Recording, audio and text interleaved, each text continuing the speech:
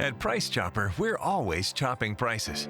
We're here before the sun comes up until long after it goes down, working hard to keep prices low for your family. From the cashiers at the front of the store to our teammates in the back. Throughout every department, we're all dedicated to bringing you your favorite food at prices you love. For freshness, selection, and low prices, Kansas City knows. Price Chopper.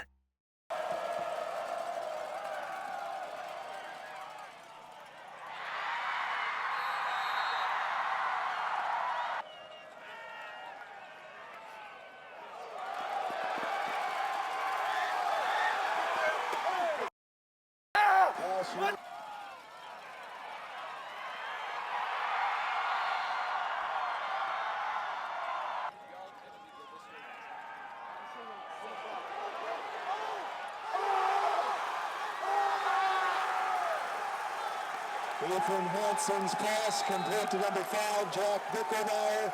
Touchdown, Rockhurst.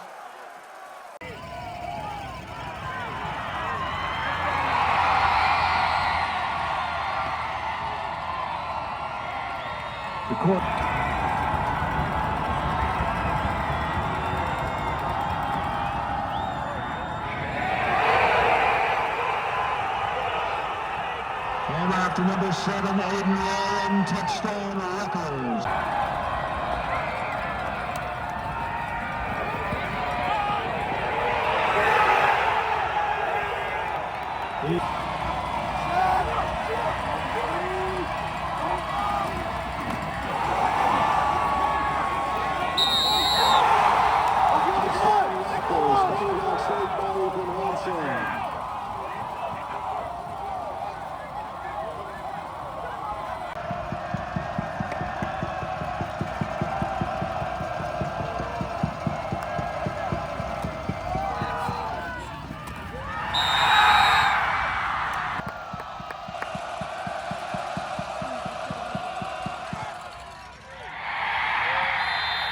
Kick is good, and that is the end of the ball game. The final score: Liberty North 28, Rockhurst 27.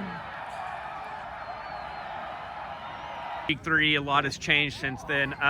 What did you guys see on tape that made it stand out that they had gotten a lot better from what we saw in Week 3? Oh, just basically the main things they do is, which is run, which they got better at that, and their passing got a lot better, which you saw. So yeah. You know, when you see a team like that twice in the season, I know it's hard to beat a team twice, but what went into tonight's game? It looks like it was just one of those, top 2 teams in the state battling out. It was a slugfest. Is that the kind of football you like to play this late in the season? Oh yeah, for sure. That's the best type of games I let it play. I don't really like blowouts because really the second group goes in, so I'm barely playing. So yeah, I love these type of games. This is the second time in the last 3 years you guys have gone down to Columbia. What's it mean to be a senior to end your career playing for a state championship? Oh, it means the world to me. If the fact that we made it this far on my senior year means everything to me. What would you tell your sophomore self about the chances that you had when you were a sophomore to win state and play at state? What would you tell your self as a sophomore? What are the one things that you would have learned between now and then? To most definitely use my hands better on off the block and just going more downhill. I feel like my sophomore year I wasn't going downhill as much. How big is it to have Renfro on the team? He missed that 38-yard field goal at the end of regulation, and comes up big in overtime. What's it mean to have him and obviously to win this game? Oh, it's very important to have a kicker like Blue. He missed that kick, but we still have faith in him to come in the clutch and make that kick. So we had a lot of faith in him. You guys made a lot of big plays. You had the 2 interceptions, but just overall as a defense, where have you guys grown this year, and where do you guys need to improve on to finish off the season with the state championship? I feel like our secondary has grown a lot this year. Not allowing as much over-the-top passes, still allowing it some, but not as much as the beginning of the year.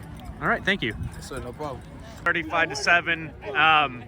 Obviously, both teams have improved throughout the year, but what did you see tonight out of Rockhurst that you didn't see in Week 3? Well, they've just gotten better, right? I mean, we knew they were a good ball club back then. We had a really good night. They were growing and learning, and Coach, we kind of got up on them late in the second half. Everybody forgets that. It was a close ball game in the third quarter. Look down. I mean, those guys are ready. They're good coaches, right? They know what they're doing. It's not. I mean, I'm not surprised by this. I knew it was going to be hard. And again, those guys do a great job, just like we do. And our kids battled, their kids battled, and we happened to get one and get on top. And just nothing really changed. Everybody just kept working and getting better. The game plan it looked like for them on defense was to take away Keelan and Jay, and they did a good job of that. Your first drive of the game, you had 2 big runs, kind of set the tone there, but then they kind of shut you down. What did you see defensively that they did to take away Jay and Keelan? Yeah, they kind of play a little bit of umbrella on the back end and play some games with their safeties and corners, trying to kind of help make you figure out where they're going to fit in coverage-wise and what they're going to be playing. And we just kind of had to be patient there, just trying to figure that out. We took a couple shots, we didn't get it. Made some plays when we needed to. Theo Gibson had some huge catches in some zone areas and really did a good job. And we just kept working, just trying to figure out what would work and able to move the ball a little bit when we needed to. There at the fourth quarter was a heck of a fourth quarter. Down final minutes of the game, they come down and score a game-winning or game-tying touchdown with the 2-point conversion. You guys get the ball back, and Winfro, he misses the game-winning field goal, but in overtime he had the game-winning extra point. What did you tell him after the miss there?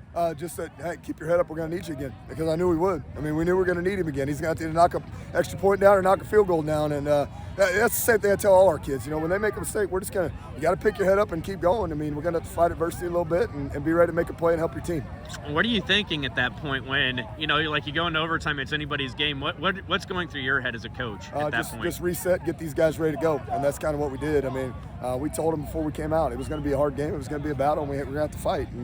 And they did that tonight. They've done that all year long. And so just reset mind-wise. We just got to go play. You can't no feeling sorry for yourself. No, none of that kind of stuff. You just keep working. This is your second state championship in 3 years. The last 3 years going out down in Columbia. What can this team take away from that first experience that you had, and what are you going to do? Is there anything that you as a program would do differently leading into that game? Just prepare. Those guys, the bright lights of being down in Columbia at Mizzou won't be as big. They're going to be familiar with the way things work and the routine and the itinerary, and hopefully we just take some experience from being there before. These seniors were sophomores and some of them played, and so they've got some playing experience there. We're going to count on our seniors to kind of have some leadership. There's a ton of coaching staffs, coaches on this staff that have been in the state title and won several state championships, and so we're going to hang our hat on all these guys and make sure that we just do the things we feel like we need to as a program. How fun is it to coach in a game like this with 2 of the top programs in the state going at it? Yeah, it's incredible. It's just one of those things that you always remember.